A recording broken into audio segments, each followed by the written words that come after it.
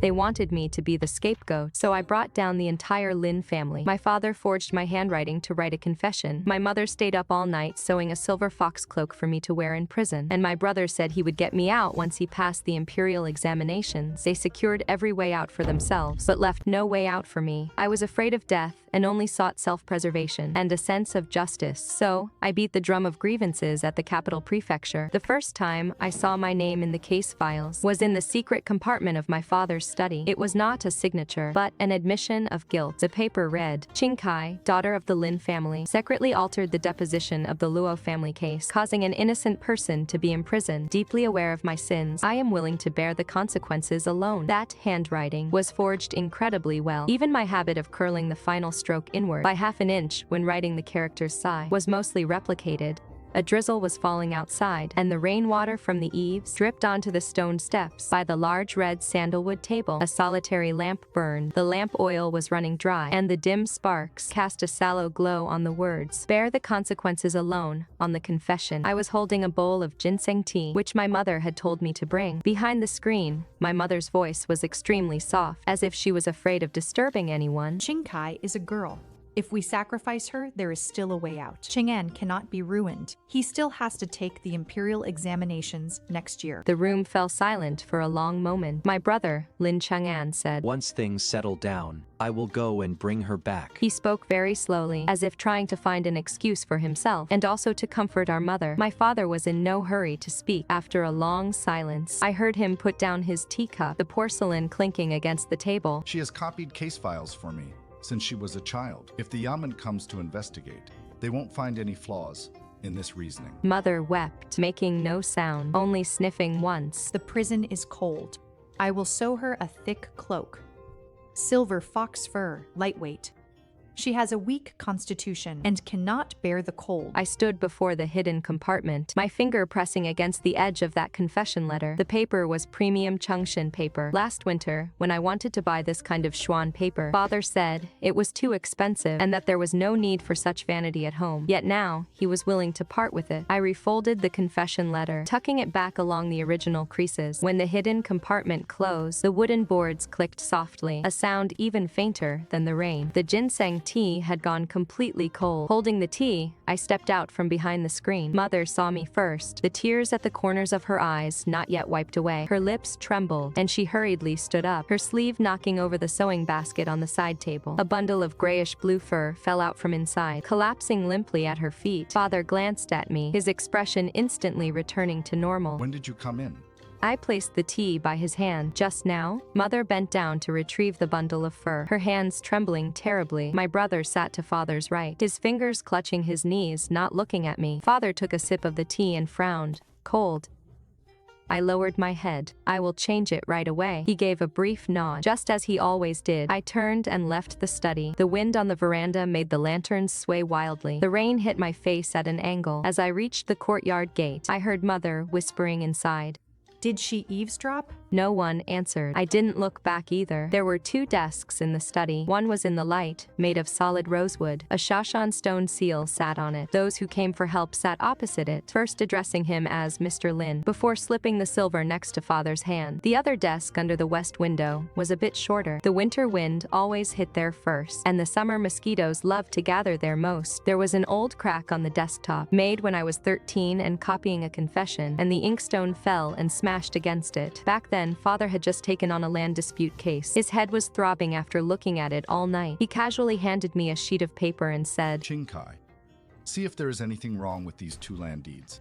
I stared at them all night. The next day, I told him, the character Mu on the latter deed is missing an ink stroke, making it look like C added later. Father took the deeds to the magistrate's court. When he returned home, everyone praised him. Old Mr. Lin truly has a sharp eye. Later, during dinner, Mother put a chicken leg in Brother's bowl and also picked out a piece of fish for me. Your father praised you for being meticulous, she said with a smile. It is good for a girl to be thorough. That way, you won't lose out when managing a household in the future. Brother was only 15 that year and was exhausted from his studies. Hearing this, he smiled and said, In the future, Father's case files should be reviewed by little sister first. That will save me some effort. Everyone laughed. I laughed along with them. After that, there were more and more tasks that required my help. Father said my hand was steady and asked me to transcribe documents. Brother said I had a sharp memory and had me memorize texts. Mother, seeing that I could stay up late into the night, would bring me a bowl of longan soup. The distinguished guests of the manor never saw me. They only saw father sitting in the main hall in his long gown, listening to their grievances, pondering for a long time, and then putting brush to paper. Sometimes, those words were written by me. After I finished writing, father would sign his name on them. Lin Huaizhang. These 3 characters were neat and respectable. Since I was 16, every petition, official complaint, and contract that passed through my hands was copied by me in secret. I hoarded these papers. Originally, I had no intention of harming anyone. I was simply anxious. What I feared was not father's reprimand, nor was it my brother's resentment. I feared that if the family's legal business ever brought trouble, the first one to take the blame and be the scapegoat would be the person who had never shown her face in the main hall. But I also understood that despite my fear, these kept copies could not be easily revealed to the world. For an unmarried daughter to secretly keep official files was a crime in itself. Furthermore, most of those papers bore no official seals, nor the markings of the government office. If the matter were ever exposed, father would only need to say, "My rebellious daughter secretly went through official documents and does not know the etiquette," and I would become the sole troublemaker. Therefore, over these past few years, I only wrote, only hid them, and remained silent. I had also thought of speaking out, but before the words could leave my mouth, I was always the one who felt guilty and at a loss for words. Until Cui Yanxing took office, the new official dug up old accounts and audited the documents. Even father's face darkened at the dinner table as he said, He knows nothing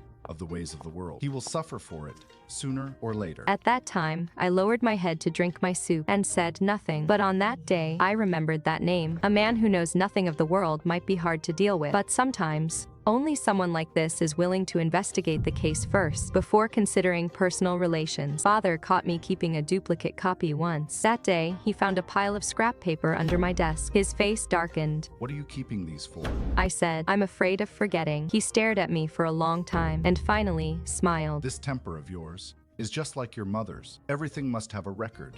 Mother smiled too, helping to smooth things over for me from the side. It is good for a young lady to be meticulous. That day, I moved the duplicates to a different place, storing them in the paper shop in the back alley of Fuan Temple. The shop was run by the son of my wet nurse, Nanny. He usually wrote elegies for people and dealt in joss paper. There was a damp little room behind the shop where no one wanted to step foot. I wrapped the files tightly in oilcloth. I delivered them twice a year. Every time I went, Nanny, he would always ask, "Miss, why are you keeping all of this?" I said, "I'm afraid something might happen." She thought I was joking and poked me between the eyebrows with her finger. "Don't talk nonsense, miss." At dawn the next day, the heavy rain stopped completely. I sat alone by the oil lamp all night, repeatedly sorting through the words I had overheard last night. In 3 days, the whole family would force me to the yamen to take the blame. These 3 days would allow father to leisurely forge a confession, allow brother to arrange the false evidence, and also allow mother to pretend to pack my bags, putting in a few old clothes to keep out the cold in prison. It was more than enough time for everyone in the Lin family to align their stories and pin the guilt firmly on me. I absolutely cannot sit and wait for death. 3 days later is when they will throw dirt on me. This morning, I must seize the initiative. Whoever presents their petition to the presiding judge first will completely control the public narrative of this case. I deliberately changed into simple plain clothes and tied my long hair back very tightly. Looking at my face, which was as pale as paper, I stared quietly for a moment and tucked the stray hairs at my temples behind my ears. Someone who wants to survive must never panic, let alone hesitate. As I stepped out of the main gate, the old gatekeeper maid was dozing off. Seeing it was me, she rubbed her eyes and asked, "Miss, going out so early in the morning?" to burn incense at Fuan Temple. She did not stop me. It was hardly unusual for a young lady of a wealthy family to go out occasionally,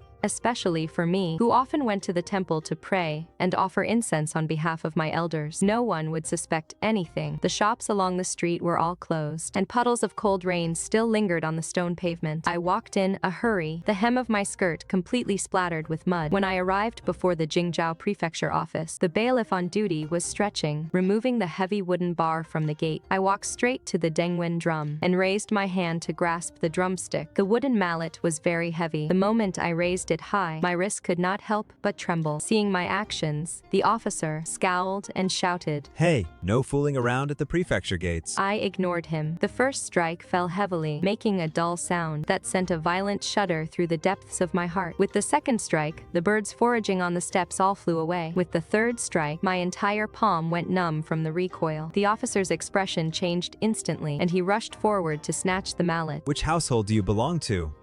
Do you know that striking the drum means you must submit to corporal punishment? I let go of my hands and steadily handed over the petition I had hidden close to my body. I, Lin Qingcai, a weak woman, hereby submit this petition. The officer reached out to take it. He lowered his eyes to scan the document, and his expression instantly turned to one of shock and uncertainty. Miss, do you have a grievance? I looked him straight in the eye. No, it is not that. The officer looked bewildered. I am filing an accusation. As the echo reverberated through the empty streets and alleys, I felt the words I spoke were exceptionally clear. I accuse my father. I accuse my brother. And I accuse my entire clan of conspiring to frame me. When he saw that surname at first, the officer was visibly stunned. Are you from the household of the great scholar in the city? I gave an affirmative reply. He peeked into the main hall and advised me in a lowered voice. Girl, if it is a family dispute, resolve it behind closed doors. Once this drum is struck, the government must handle it officially. I replied, it is precisely because there is no way out for me in private. The newly appointed local magistrate had only been transferred here for 60 days. I had never met him before and had only heard my father mention that this official was extremely difficult to deal with. He was young, impartial, did not socialize, and did not accept courtesy visits. He had reviewed several cabinets of backlogged cases left by his predecessor, nearly driving several senior staff members in the office to request leave and go home. When my father spoke of this, his face was full of disgust. At that time, I quietly took note of it. When I was led into the main hall, the magistrate had just taken his seat. His official robes were wrinkled, showing that he had been disturbed and rushed here by the sound of the drum. Several candles flickered on both sides. The dawn had not yet broken, and the shadows of the torture instruments fell upon the square floor tiles, mottled and uneven. He picked up the complaint, reviewed a few lines, and raised his eyes to size me up. Is Lin Huaizhang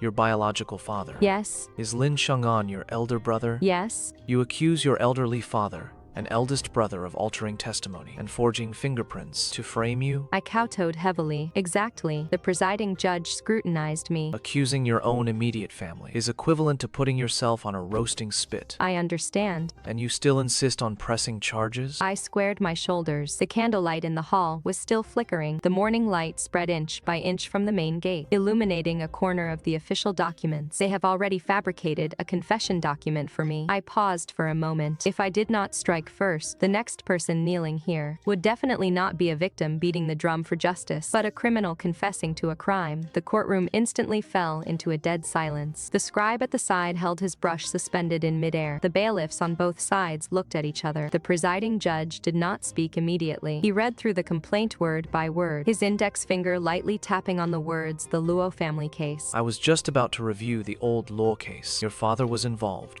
Indeed, he was. Where is the original version of the deposition? I pulled a stack of old draft papers from my sleeve. This is the record of the victim's initial visit to seek help. It is the original draft that I copied. The version submitted to the government later omitted two crucial statements, yet added an extra fingerprint. The chief clerk took the evidence and respectfully presented it. The presiding judge examined it for a long time. Why did you wait until today to report this? I met his sharp gaze directly, because last night my father prepared a confession. Pleading guilty for whom?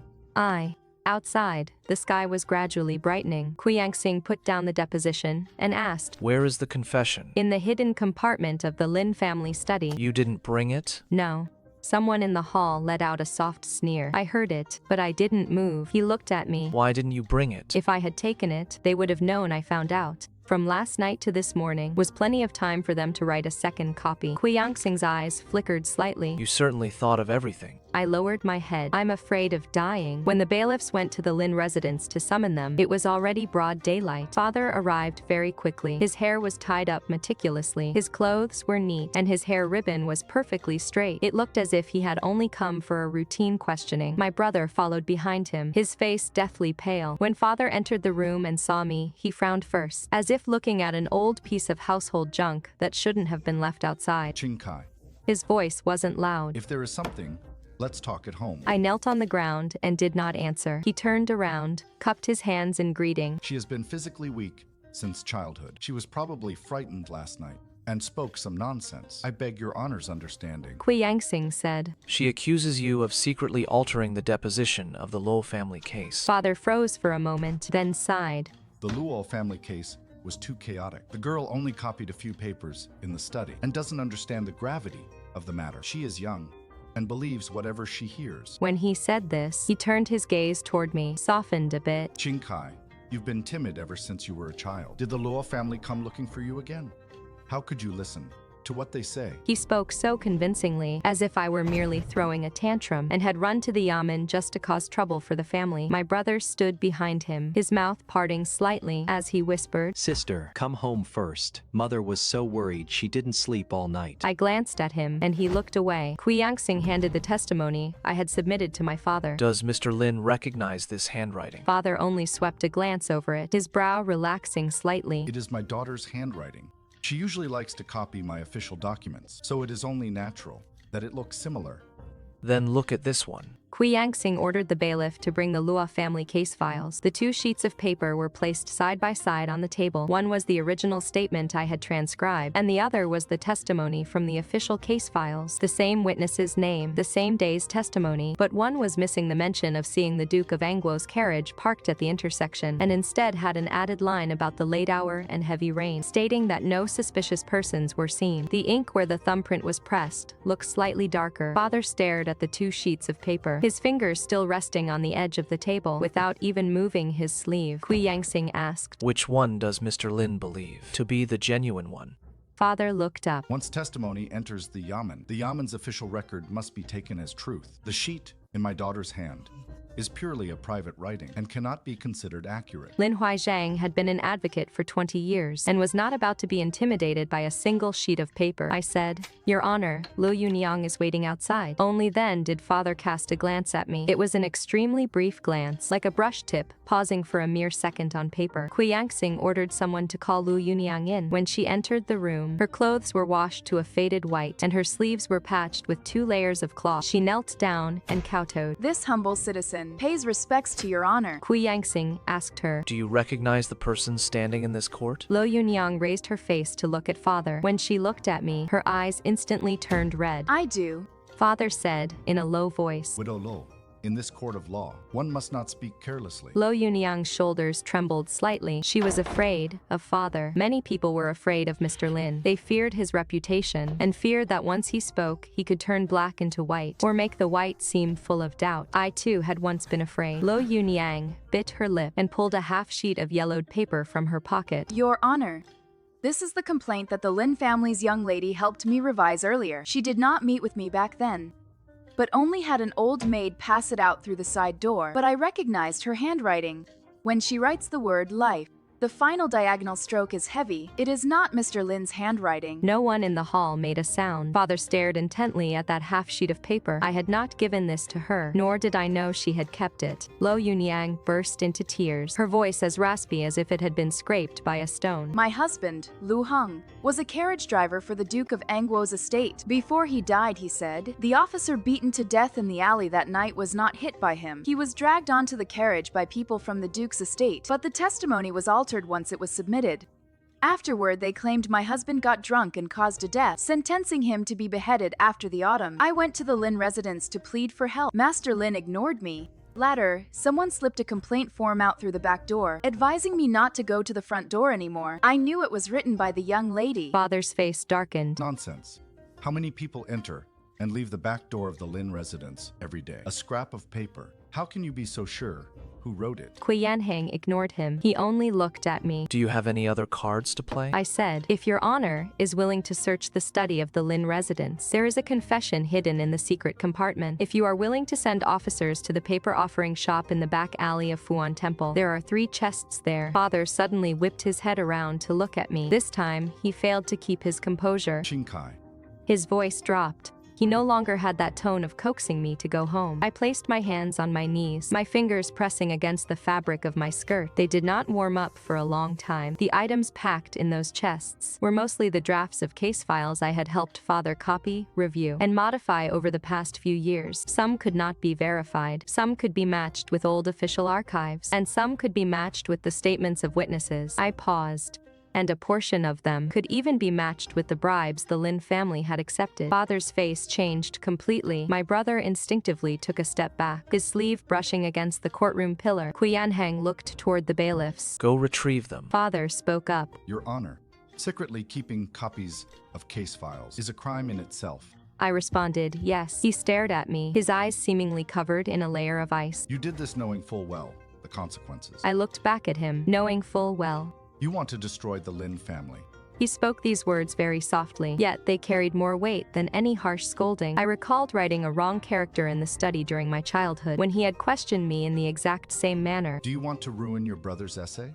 Mother had said, Your father is not blaming you. He is just anxious. My brother had said, Sister just needs to be more careful next time. I lowered my head, rubbing my palms against the side of my skirt. Didn't father already write it out for me last night? He made no sound. Outside the door, the sun rose, casting a beam of light inside, stopping right beside father's shoes. He stood in the sunlight, yet his expression was colder than a rainy day. The officers were gone for a long time. By the time the 3 chests were carried into the hall, it was already nearly noon. The wooden chests were extremely dilapidated, their corners eaten away by insects. They were tightly wrapped in oiled paper, with the dust of an incense and candle shop still clinging to the outside. Nanny Hia's son was brought in along with them, kneeling on the floor of the hall, trembling all over. Miss Lin left them in my care. He said, I thought they were just old books and waste paper, so I didn't dare flip through them. When the chest lids were lifted, a musty smell of paper drifted out. The first chest contained land deeds,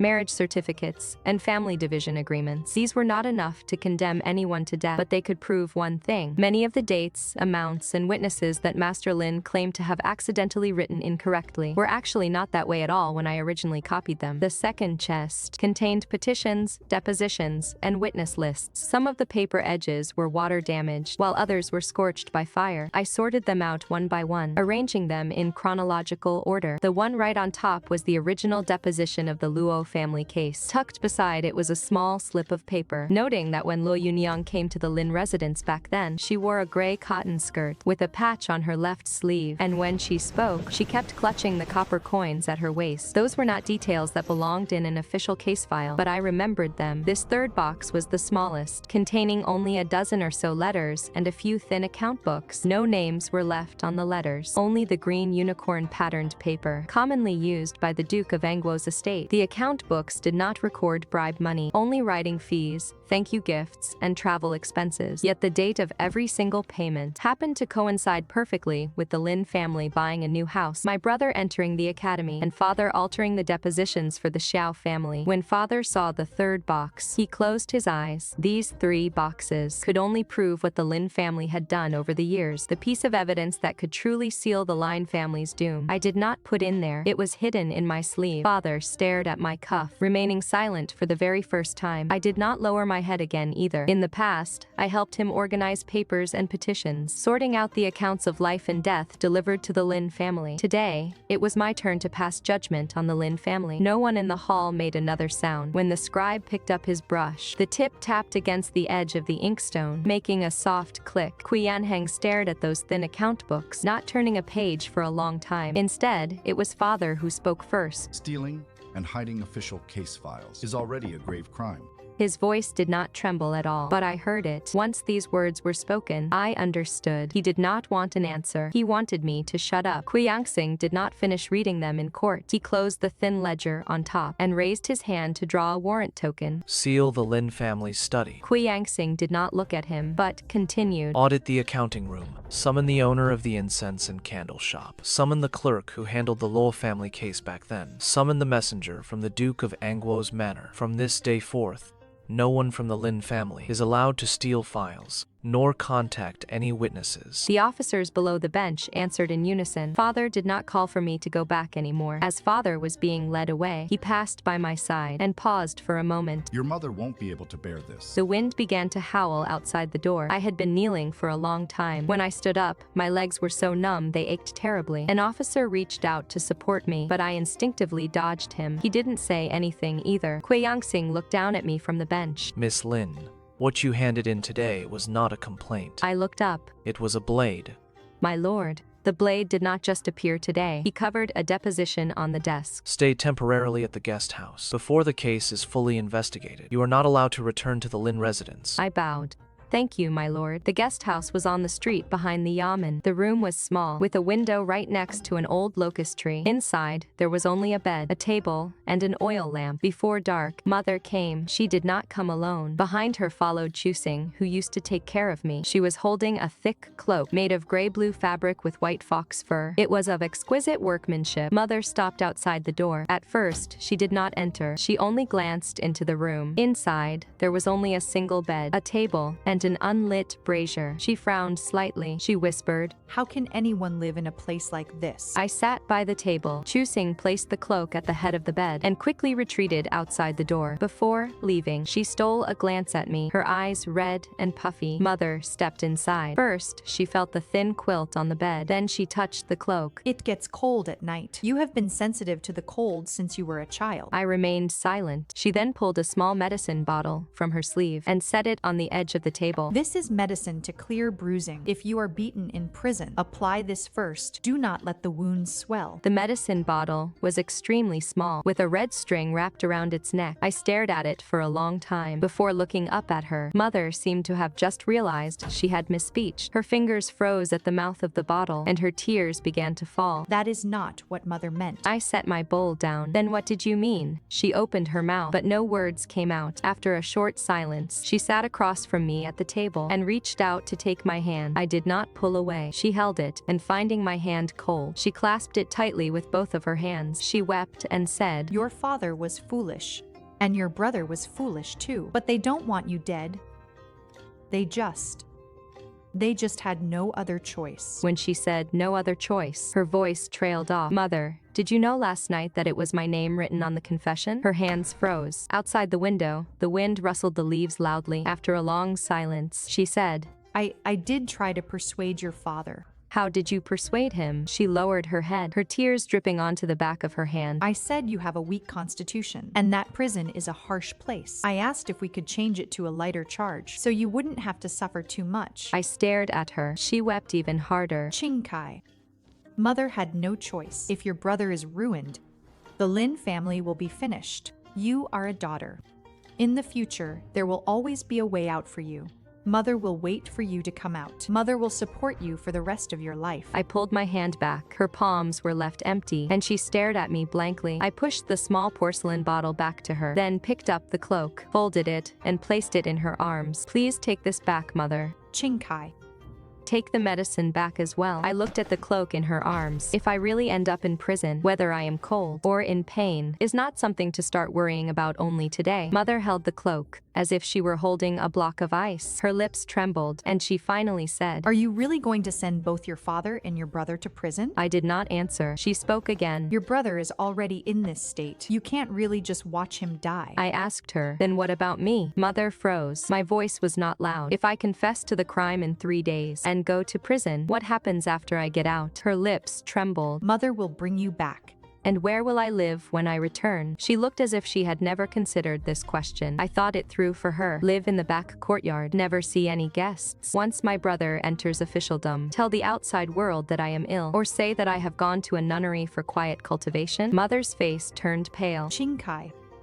Don't speak like that. I looked at her. Then how did Mother originally plan to explain it? She did not answer. After a long while, she finally said, in a low voice, It is indeed harder for a woman once her reputation is ruined. But as a family living behind closed doors, there is always a way. We were supposed to follow the plan, so they had even planned out my life after I got out of prison. For me, Once the storm passes. These words were even softer than those of last night. So soft, they almost sounded like a plea. Many years ago, my brother had a fever, and mother watched over him all night. The next day, I fell ill too. She touched my forehead and said, Bear with it for now. Once your brother's fever breaks, mother will come see you. I really did bear with it back then. I bore with it until midnight, delirious with fever, and it was my wet nurse, Nanny He, who came to change my cold compress. It wasn't that mother wouldn't come. She just always had more important things to do. I stood up and opened the door. It was already dark outside. Qu Yanxing was standing under the corridor. Her eyes were red and swollen. Mother held the cloak, not moving. Qingcai,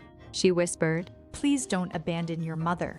Go back, mother. She looked at me for a long time and finally stood up slowly. When she reached the door, she looked back as if she still wanted to say something. I looked down and wiped away a bit of mud on the threshold. She said nothing more. I didn't sleep that night. The blankets at the official inn were thin, and it grew quite cold in the middle of the night. I sat at the table and reread the copy of the confession that Cui Yanxing had sent over. The Luo family case involved more than just Lin Huaizhang's life. Xiao Yuan, the heir of the Duke of Angguo's estate, had been in contact with father as early as 12 years ago. Back then, father did not have his current reputation. He was just a destitute scholar who wrote contracts for others. The Xiao family was involved in a canal silver case in which a minor official from the censorate died. The local magistrate's office traced it to the Duke's carriage, yet the confession was altered 3 days later. From then on, the case his father took on grew larger and larger. The Lin family moved from the old alley in the south of the city to our current residence. My brother entered the finest academy. Mother got her own carriage, and I also got that small desk under the west window. The night before the second court session, Qu Yanxing came by quietly once. She didn't come to deliver things for mother. She stopped outside the main gate of the guest house, clutching a piece of paper in her hand, her face as pale as if she had just been dragged out of water. Miss, I wouldn't dare deceive you. The piece of paper was crumpled in her grip with a bit of ink smudged on the edge. I took it and saw my brother's handwriting on it. This wasn't a legal petition. It was a letter my brother wrote to father. I stared at those few lines of characters. My sister is timid. If we have mother persuade her, perhaps she can take the blame. Once I finish my examinations, we can think of a way to get her out of prison. The Luo family case cannot be delayed any longer. The Xiao family is pressing us. I stared at those few lines of characters. My brother's handwriting had always been very gentle. His brushstrokes were light, just like how he always left himself some leeway when he spoke. But this time, every single word was written with absolute clarity. Qu Yanxing whispered, When Madam saw this, she wept the entire night. She told me to burn it. But I felt you ought to know, miss. I folded the piece of paper neatly and slipped it into my sleeve. Does mother know you brought this? Qu Yanxing shook her head. We were supposed to follow the plan. Then we will pretend you never came. She knelt on the ground, kowtowed to me, and walked away with very hurried steps, as if afraid she might regret her decision. I sat beneath the lamp and stared at that slip of paper for a long time. So, it turned out my brother wasn't unaware that they wanted me to take the blame. He simply thought I was timid, easy to coax, easy to save, and easy to hide away. As dawn was about to break, there was a knock on the door. It was a clerk working under Cui Yanxing who brought a message. The prefect asks, the remnant scroll of the water transport case from 12 years ago. Are you willing to hand it over?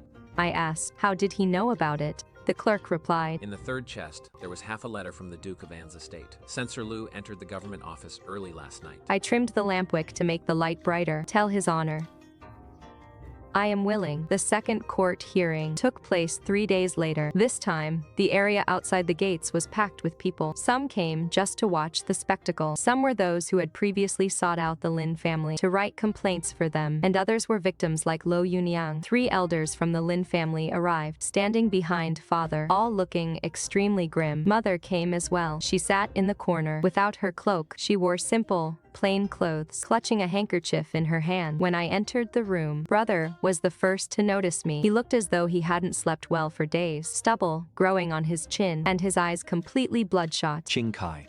He called out to me. I paused for a moment. He took half a step closer and lowered his voice. It is still not too late for you to stop now. Hayes, father is old and cannot endure the interrogation. Besides, the Xiao family is not someone we can afford to offend. If you really blow this out of proportion, no one will be able to protect you. I stared at him. Has my brother ever protected me? His face turned pale. I will in the future. I did not say another word. Inside the hall, Cui Yanxing sat in the center, joined by a man wearing red official robes. Lu Zhengzi, the imperial censor. He was not very old, with very upright features and a volume of old case files resting by his hand. Lu Zhengzi was in no hurry to investigate the water transport case. He first ordered 3 items to be placed on the table. The first was the altered testimony from the Luo family case. The second was the ledger of thank you gifts taken from the Lin family's third chest. The third was the green unicorn patterned letter paper sent from the Duke of An's estate. As the 3 items were laid out together, the hall instantly fell silent. Lu Zhengzi said, Today, we will not first investigate whether the Lin family was coerced by the Xiao family. He looked toward father. First, let us ask one question. Over these years, was the Lin family forced at knife point to alter the testimony? Or did you use someone else's life to trade for your manner, recommendation letters, and clean reputation? The color drained from father's face, inch by inch. I stood below the dais, the short note in my sleeve pressing against my wrist. The corners of the paper were stiff and hard, digging painfully into my skin. Lu Zhengzi asked, Lin Huaizhang,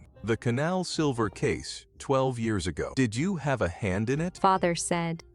This humble citizen only transcribed documents for others back then. I did not participate in the trial. Transcribed for whom? Father did not answer. Lu Zhengzi flipped open the old case file. The Duke of Angwo's manor. A low murmur rippled through the crowd outside the hall. The clan elder, Lin Qingcai, immediately stepped forward. Your Honor, this case has far-reaching implications. The Lin family is but a small household. Huaizhang was young back then. Perhaps he was used by others. Now that our family has produced such a rebellious daughter, it is already a great misfortune for our household. We beg your honor to investigate thoroughly. When he said rebellious daughter, he cast a glance at me. I knelt below the dais, unmoving. Lin Qiingcai continued. Qingcai, even if your father is in the wrong, he is still your father. You accuse your father and your brother. How will you ever establish yourself in the future? Once a woman leaves her clan, what will she live on? As soon as he said this, mother clenched her handkerchief even tighter. My brother also looked at me, as if this were the most critical question of all. Not Luo Hang's life, not the altered testimony, not that confession letter, but how I would survive once I left the Lin family. I looked up at the clan elder. Look at my hands. The courtroom fell silent. Lin Qiingcai looked as if he hadn't heard clearly. What did you say? I spread my palms open. These hands weren't particularly beautiful. From holding a brush year after year, there was a thin callus on my right middle finger. They had cracked from the cold while copying case files in winter, leaving a faint, old scar on the knuckle. I can write complaints and I can examine depositions. I can analyze handwriting, and I can remember witnesses. Without the Lin family, I still won't starve to death. Furious, the clan elder thumped his cane. A woman showing her face in public. What a disgrace. My father spoke up. Qingcai, enough. His voice was somewhat hoarse. What do you want? Money? Shops? Or do you feel the family has wronged you all these years? Tell me, and your father will make it up to you. I looked at him. Over these past few days, this was the first time he didn't tell me to go home. He said he would make it up to me, as if a ledger had finally been settled on my head. I said, Father cannot make it up to me. I drew the final remnant of the file from my sleeve. The edges of the paper were singed by fire, and the writing in several places had faded beyond recognition. This is the remnant of the canal silver case from 12 years ago. I handed it up. Father never taught me this one. I looked at my father. I gathered it, piece by piece, from the ashes of what he burned. Father looked up at me. This time, there was no anger in his eyes, only a moment of sheer bewilderment. It was as if he had never imagined that the person sitting behind that small desk by the west window would also look down at the ashes. Lu Zhengzi took the remnant scroll. The hall fell so silent that the sound of the wind could be heard. My brother's knees were the first to buckle. Immediately after, he fell to his knees. His knees hit the ground, making a dull thud. Father, about the Xiao family's matter back then, I knew absolutely nothing about it. Father whipped his head around to look at him. Cheng'an. My brother did not look at father. He kowtowed toward the bench, his forehead pressed against the floor tiles. His voice was trembling, yet each sentence was clearer than the last. Your Honor, please hear me. This student is to take the Ministry of Personnel examination next year. How would I dare to alter case files in secret? The confession from the Luo family case. It was father who told me to fetch it. The letter to the Duke of Angwo's manor. It was also father who told me to deliver it. This student only knew to run errands for his father and knew nothing of the inner workings. Lu Zhengzi asked. What about the confession to take the blame? My brother paused for a moment. The handkerchief in mother's hand slipped loose, and she had already stood up. Ching'an, My brother's shoulders shook slightly, but he still went on. This student did not write the confession to take the blame. He did not say he didn't know about it. He only said he did not write it. Father looked at him and let out a laugh. That laugh was very soft, as if he had been pricked by something. You did not write it.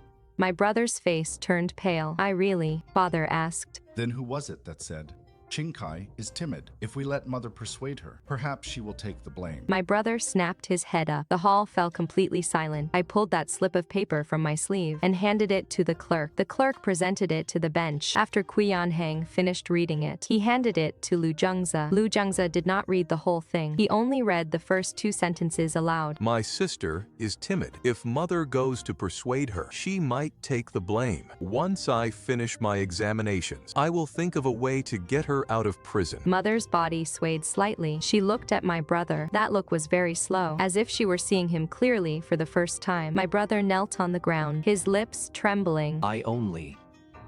I only wanted to protect the Lin family first. Once the storm blows over, I really will bring my sister back home. Hearing these words, I recalled the chicken drumstick on the dinner table years ago. When he tore off the chicken skin for me, he had also spoken with such sincerity. You eat too, sister. Father closed his eyes. Fool.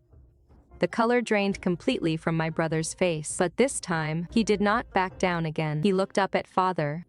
If Father had not helped the Xiao family alter the case files all these years, how could we have ended up in this state today? I was only acting on Father's instructions.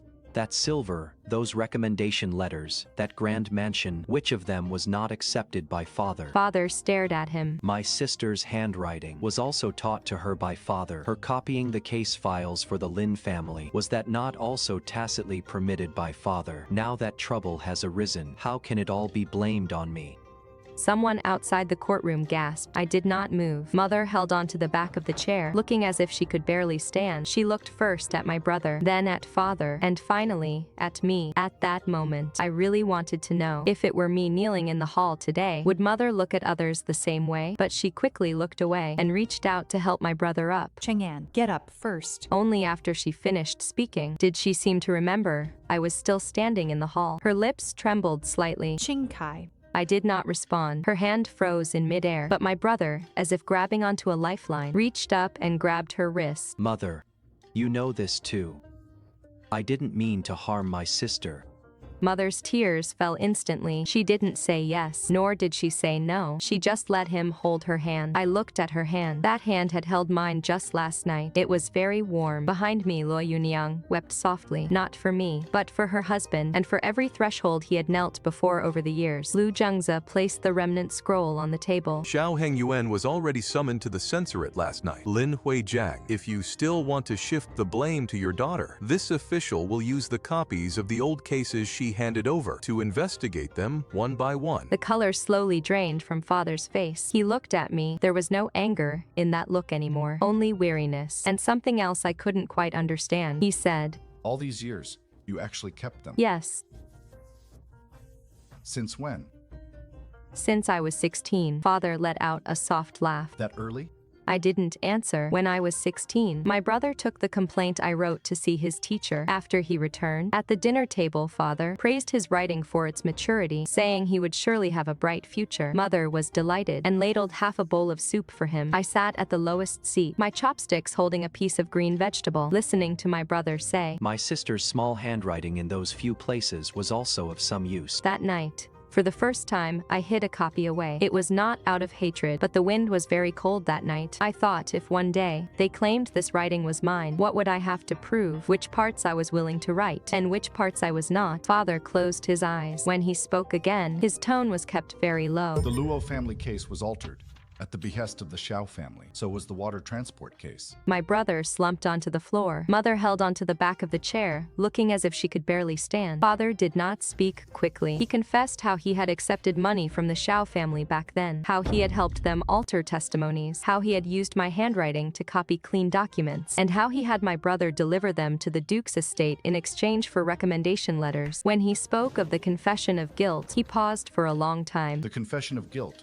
was written by me. The handwriting was forged by me. Ching'an knew about it, but he did not put pen to paper. My brother's face changed color, and he cried out in panic. Father. Father did not look at him. Lady Shu knew about it. but she did not participate. Mother's tears fell instantly. I heard her draw a sharp breath, as if pierced through by something. Lu Zhengzhe asked, Why did you write Lin Qingcai's name? Father remained silent for a long time, so long that the wind blew in from outside the door, stirring up a bit of paper ash on the floor. He said, She was the most suitable. Those 5 words contained no malice and no excuses. They were even thinner than last night's confession. But when I heard them, my fingertips still twitched slightly. Cui Yanxing looked toward me. Lin Qingcai, do you have anything else to say? I pulled the last piece of paper from my sleeve. It was a copy of the surviving records from the water transport case 12 years ago. The edges were charred black, and the characters in several places had long been illegible. I had sewn it onto another sheet of paper with fine thread, like stitching up an old wound. This humble woman has one more request. Before this case is fully investigated, I ask your honor to permit me to temporarily be free from the discipline of the Lin clan. The elders immediately shouted in anger. Nonsense. An unmarried woman like you, if not under the clan's care, who will manage you? I presented the surviving records. If your honor deems it against the rules, I am willing to stay at a lodging house until the case is closed. Cui Yanxing glanced at Lu Zhengzhe. Lu Zhengzhe said, This case involves a key witness in a major trial. She should indeed be protected. Cui Yanxing threw down a tally stick. Granted. Mother let out a cry. It was not a loud wail, but just a short, uncontrollable sob that she had tried to hold back. I did not look back. The investigation of the case lasted for an entire month. On the day of the final court session, the weather was very cold. The area outside the government office was packed with people. Lo Yunyang came as well. She wore that washed-out gray cloth robe, with 2 layers of patches still sewn onto the cuffs. In her hand, she clutched an old handkerchief, its corners already crumpled from her tight grip. She did not look at father, nor did she look at me. She only stared at the new verdict on the bench. Cui Yanxing read that Lo Heng's case was to be retried. The original verdict was overturned, and Luo Heng was cleared of the capital charge of murder. Lo Yunyang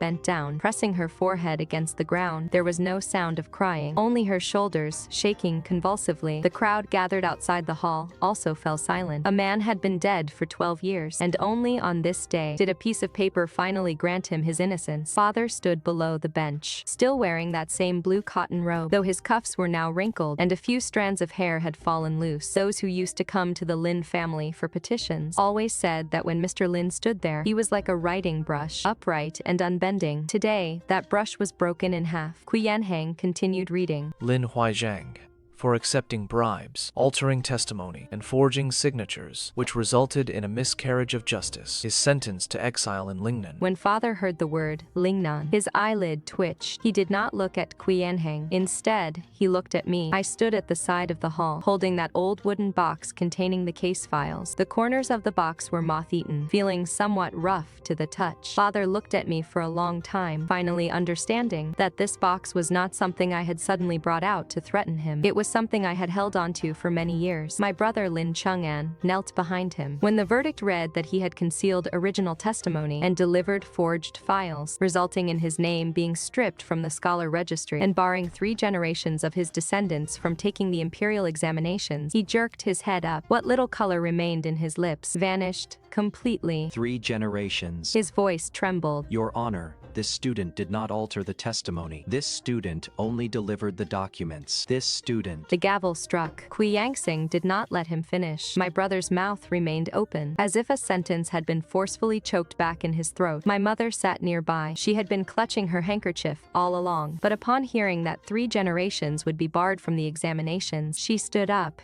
Chang'an.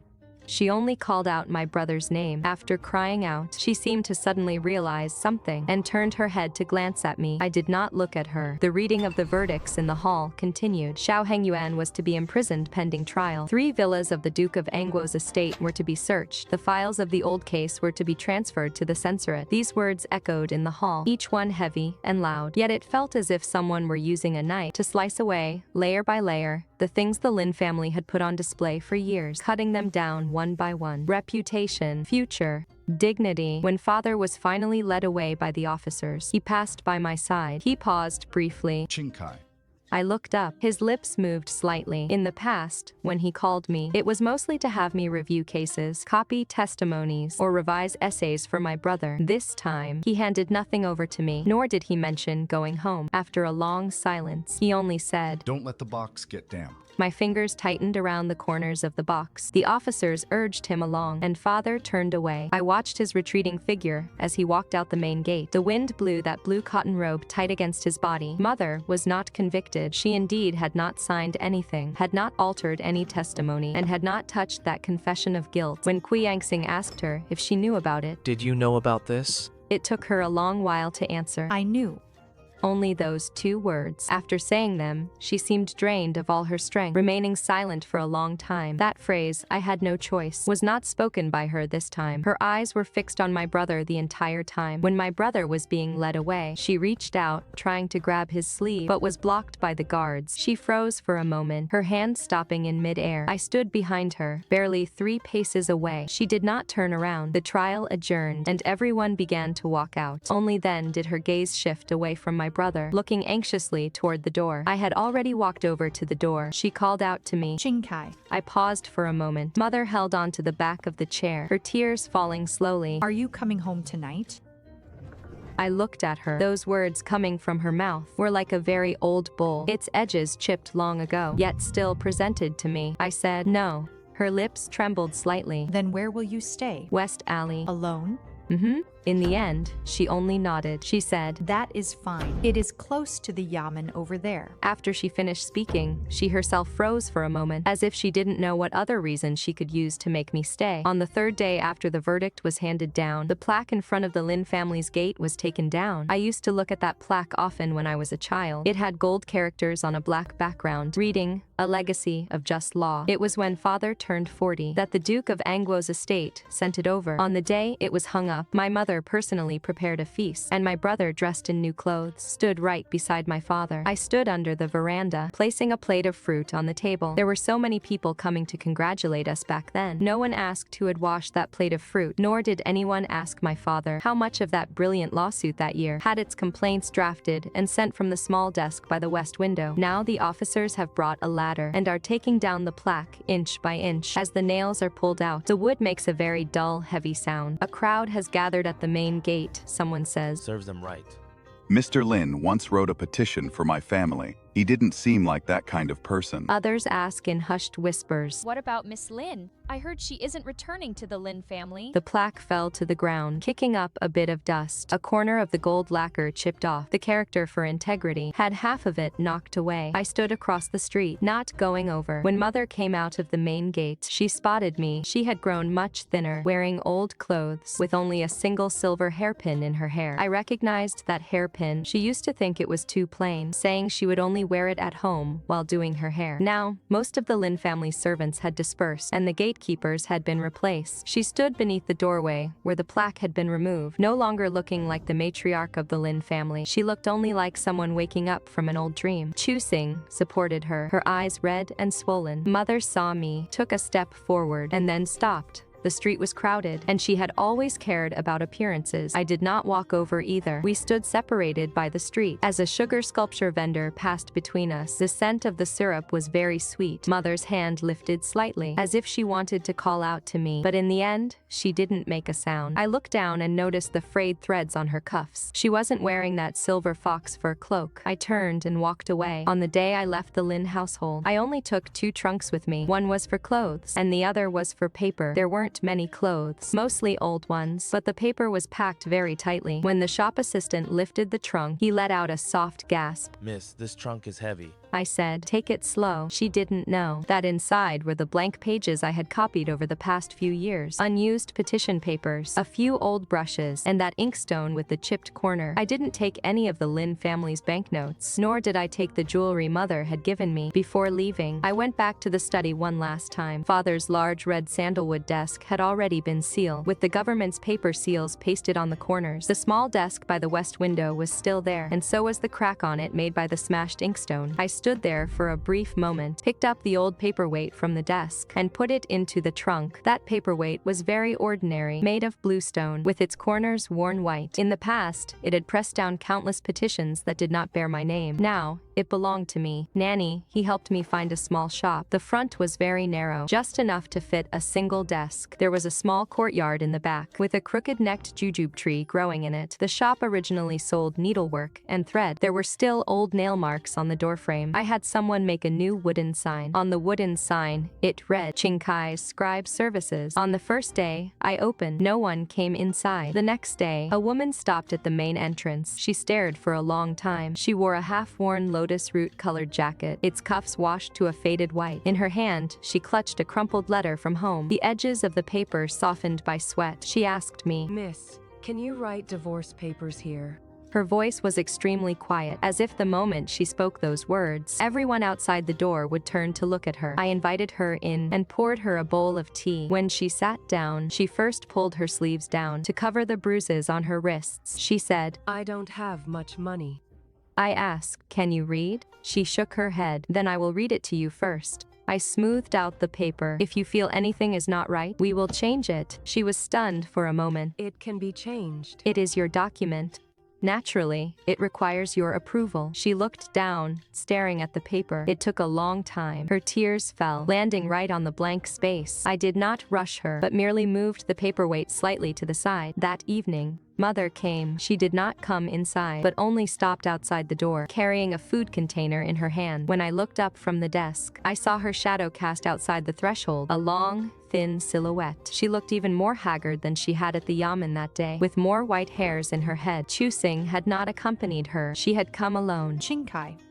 She called out to me. I put down my brush and walked over to the door. She handed the food container to me. The juju paste cakes you loved when you were little. That shop in the south of the city is still open. I lined up for a while. I took it from her. The food container was somewhat hot. She had been cradling it all the way, and the back of her hand was slightly red from the heat. Seeing that I had accepted it, Mother's eyes flickered with a sudden brightness. May I come in and sit for a moment? The woman inside the room immediately lowered her head, as if she had intruded upon some private family matter. I stepped aside, placing the food container on the small table by the door. I have a client today. The light on Mother's face slowly faded away. She nodded. Then I shall come back another day. I did not say yes, nor did I say there was no need. The threshold lay right between us. In the past, at the Lin household, I always had to wait for Mother to speak first, wait for Father to nod, wait for my brother to finish using the study, and wait for the guest to leave before it was my turn to say a single word. Now, this door is mine. Who enters, who stays, and who stands outside is entirely up to me. She stood there for a moment, pulled a handkerchief from her sleeve, and wanted to help me wipe a speck of dust off the doorframe. She stretched her hand halfway out, then pulled it back again. Your shop is small. It will be cold in winter. I have a stove. Remember to close the windows at night.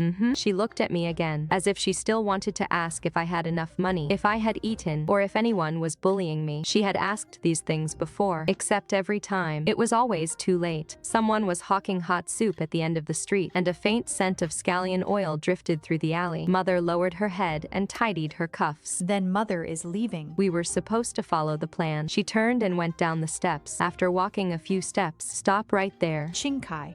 I looked up. She said, I still have that cloak. The wind blew in from the mouth of the alley, making the wooden sign sway gently. Wear it yourself. Her shoulders trembled slightly. After a moment, she nodded and slowly walked away. The lunchbox sat on the small table, still giving off a bit of steam. I did not open it. The woman inside the room asked cautiously, Miss, was that your mother? I gave a soft She felt a bit uneasy. Did I interrupt you? I returned to the table and smoothed out the paper. No one. She glanced outside the door, then looked at me again. Then this divorce document. I picked up the brush and continued writing. The night gradually deepened. The wooden sign outside the door rustled softly in the wind. In the past, at the Lin residence, visitors would always ask, Is Mr. Lin in? Now, Is Miss Lin in? Later on, everyone at the end of the alley knew that Qingcai's scribing shop was small, the table was old, and the tea served was just ordinary coarse tea. But if a woman came, she would first invite her to sit down, not rushing to ask about the case, nor rushing to write. She would smooth out the paper, move the paperweight aside, and wait for the other person to finish saying what had been left unsaid, bit by bit. Sometimes, halfway through their words, they would stop, as if even they themselves didn't dare to listen further. He asked me, Writing it this way, will it really work? Lin Qingcai usually wouldn't answer right away. She would only dip her brush fully in ink and ask, How do you want to write it? Later, people would always ask me if I regretted exposing the Lin family's lies. I would always smile and shake my head. I never wanted to seek revenge on anyone. I just didn't want more people to end up like Lo Yunyang, kneeling at every doorstep, yet unable to beg for a word of justice. I used to fear death, fearing I would become a scapegoat for no good reason. Now, I live well, because I want to write an extra stroke of justice for those who cannot speak. A woman's place in the world is never reliant on clan protection, nor on the prospects of her father and brothers. It relies on her own skills and the principles in her heart. The little shop in the West Alley is always open, and the tea is always kept warm. As long as you dare to stand up, I will accompany you to write down justice, stroke by stroke, in black and white.